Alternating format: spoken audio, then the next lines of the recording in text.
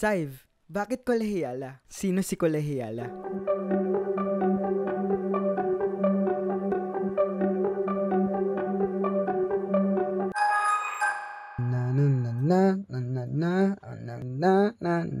After I recorded the first draft, I shelved it for a couple of months because all of the songs I write back then are in English.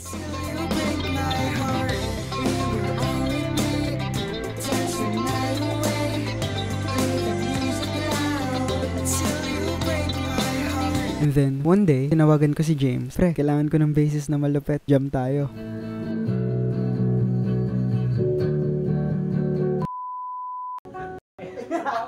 I had fun working with James Reyes. Na-figure ko na, uy, ang ganda pala gawing soft rock tong song na to. And close sa OPM sound. Ang grabe yung tulong na nabigay niya. Hindi ko ma-visualize agad-agad yung structure ng buong demo ng Kolehiyala. After the jam session, nagpuyat ako para matapos yung first ever demo ng Kolehiyala.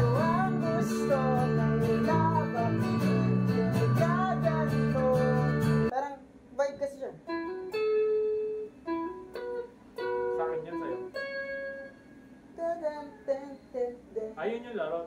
When I got the concept Kolehiyala, writing the song is not that hard because I was in my flow that time. And the demo production was also smooth because at that time I was thinking I was performing at a festival. The one song that gives off a lot of energy, pumps up your heart rate, maybe you dance around the song.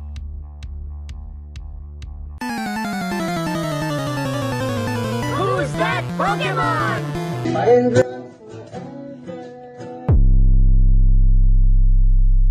Ang pag-ibig mo, nakaload pa ba? Jonday Ramirez and I are good friends and bigla niyang sinabi, pre, gusto mo ito magtog music fest? Sabi ko, sige. So, kundi dahil kay Jonday, hindi kami mag-meet ni Matt. Walang K-ish. The first time Matt and I met, we just greeted each other, then di na kami masyado nagpansinan. Pero kinabukasan, I was fixing my guitar patch, and naglalakad siya, malapit sa akin. Sabi ko, out of nowhere, dala ko yung demo ng Kolehiyala. Pre, gusto mo magbanda? Tapos pinarinig ko yung demo ng Kolehiyala.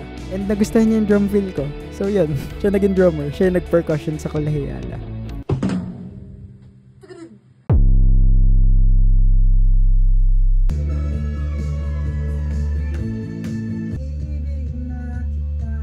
Yun ang mahirap. Papalitan yun. Hindi naman siya ganun ka-cheesy. May lahi sa McDo.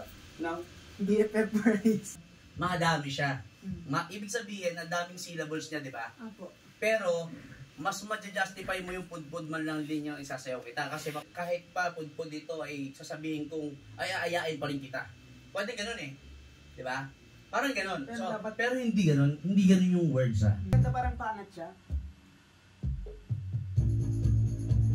Tapos McDo, BFF Rice. Iniisip na ako sa stage. Ano bang magandang sabihin kung gusto mo siya? Sana all may inspirasyon, no? Sana all may inspirasyon. Sana all may inspirasyon, no? Sana all may inspirasyon. Ang hirap magsulat ng Tagalog. Sa English, never ako nagkaroon ng ganitong mali. Nagsimula yung idea sa tumakbo lumayo, di ba? Tapos bansa na sa sapot.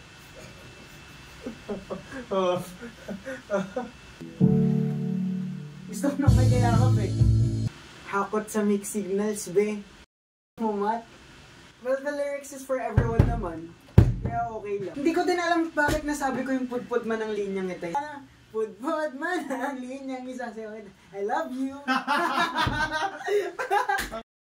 Ang corny.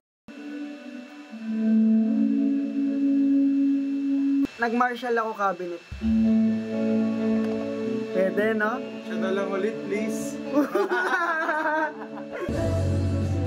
Nice! 2:26 na, guys. Nag-start ng mga 10:05. Gada ako ng layer. Layers is important when it comes to recording kasi. Although minimalist naman ako mag-ano. Ang dami lang synth. Interlude, that's a beautiful mistake naman. Ito yung favorite part ko currently. Siguro, stereo imager ko na lang siya para mas malawak yung spread ng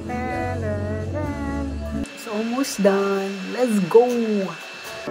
Okay, pwede ako mag-update na lang. Okay, alam ko na.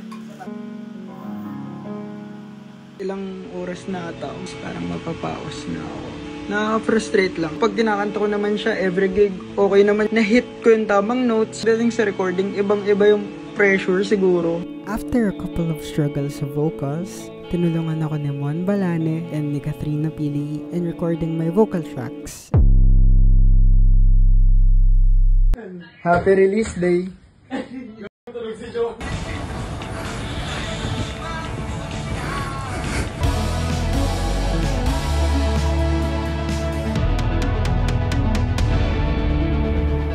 The Andrew H. to our McGee. The McGee to our Dijon. 1, 2, 3. Welcome. 1, 2, 3. Welcome!